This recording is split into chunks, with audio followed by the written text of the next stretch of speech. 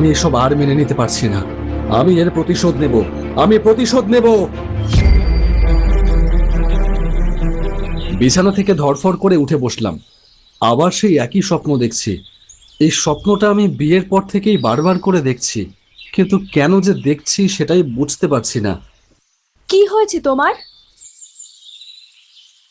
না, কিছু হয়নি। আসলে ভাবছি কদিনের জন্য একটু ছুটি নিতে হবে। কাজের চাপটা মনে হয় বেশি হয়ে যাচ্ছে। আমি তো অনেক দিন ধরেই বলছি, তুমি তো ছুটিই পাচ্ছ না।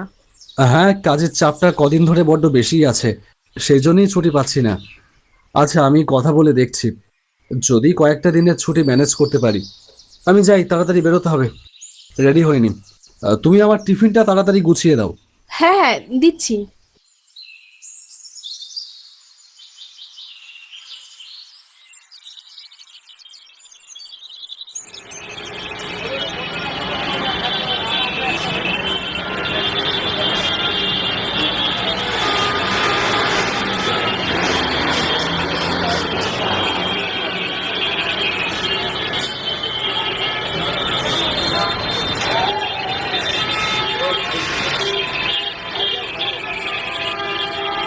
কেন যে আমি এই স্বপ্ন দেখছি আমি কিছুই বুঝতে পারছি না।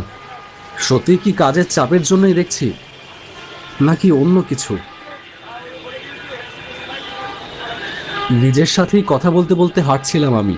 এমন সময় আমার মনে হলো গাছের আড়াল থেকে কেউ যেন আমাকে দেখছে। কে কে ওখানে? আমি দেখতে পেলাম আমার মতন দেখতে একজন মানুষ গাছের আড়ালে দাঁড়িয়ে আছে, আমার দিকে তাকিয়ে অদ্ভুতভাবে হাসছে, হাত নেড়ে সে আমাকে ডাকছে।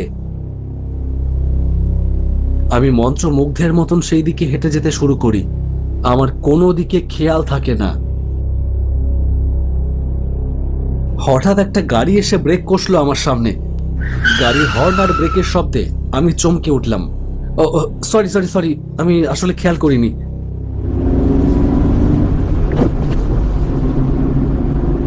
গাড়িটা চলে যেতে আমি রাস্তার ধারে দাঁড়িয়ে আবারও দেখতে থাকলাম, কিন্তু রাস্তার ওপারে আর কাউকেই দেখতে পেলাম না।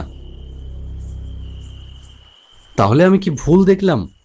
হবে হয়তো মনের ভুল।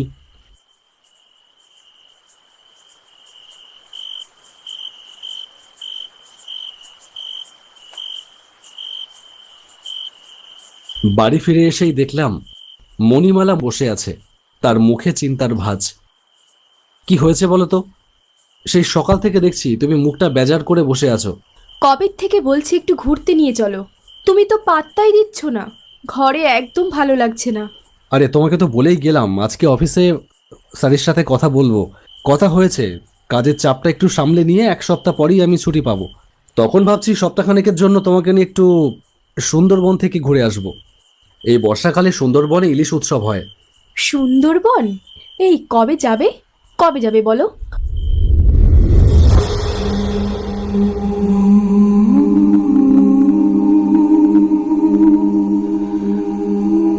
না, এ আমি কি দেখলাম? কি হলো মণিমালা, তুমি সুন্দরবন যেতে চাও না? না না, আমার সুন্দরবন জায়গাটা খুব ভালো লাগে। সুন্দরবন যেন আমাকে টানে। অনেক কিছুই যেন সুন্দরবনে রয়ে গেছে আমার, কিন্তু আমি যে কি দেখলাম আমি কিছুই বুঝতে পারছি না। চোখের সামনেই ভেসে উঠল। না না। মণিমালা, তুমি যে কি বলছো আমি কিছুই বুঝতে পারছি না। আচ্ছা, কি রান্না হয়েছে আজকে বলো? ভীষণ খিদে পেয়েছে, খাবার দাও। আমি বাথরুমে কি ফ্রেশ হয়ে আসছি, তুমি খাবার রেডি করো।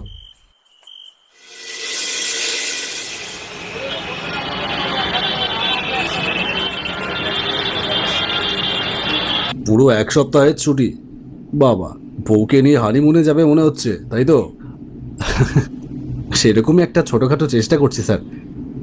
সুন্দরবন যাব ভাবছি। কি বলছো, সুন্দরবনে যাবে?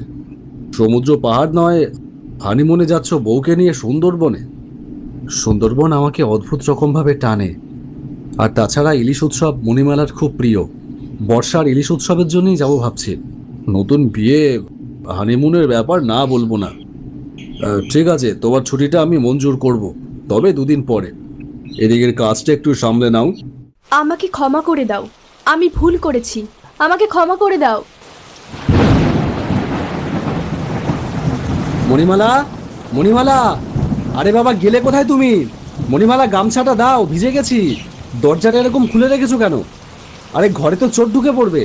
মণিমালা, কি রে বাবা, সাড়া দিচ্ছে না কেন? যাই দেখি তো।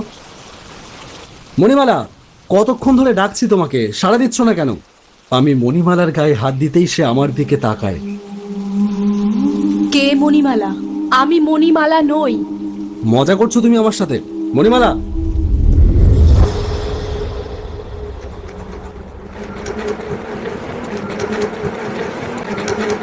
আমি যে কিছু বুঝতে পারছি না কি হলো। মনে হয় মানসিক চাপে একটু চিন্তিত হয়ে পড়েছেন।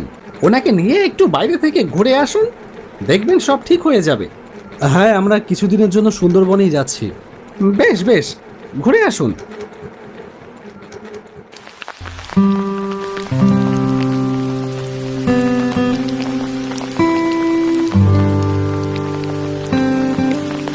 কি সুন্দর শান্ত পরিবেশ, মনটা একদম জুড়িয়ে গেল। বলেছিলাম না তোমাকে, জায়গাটা খুব সুন্দর হবে, তোমার ভালো লাগবে। হ্যাঁ, তোমার তো সুন্দরবন খুবই পছন্দের জায়গা। যখনই কোথাও যাবার কথা হয় তুমি শুধু সুন্দরবনেরই নাম বলো। এখানেই তো আমার সব রয়ে গেছে। খুব অন্যায় করেছি আমি, আমাকে প্রায়শ্চিত্ত করতে হবে।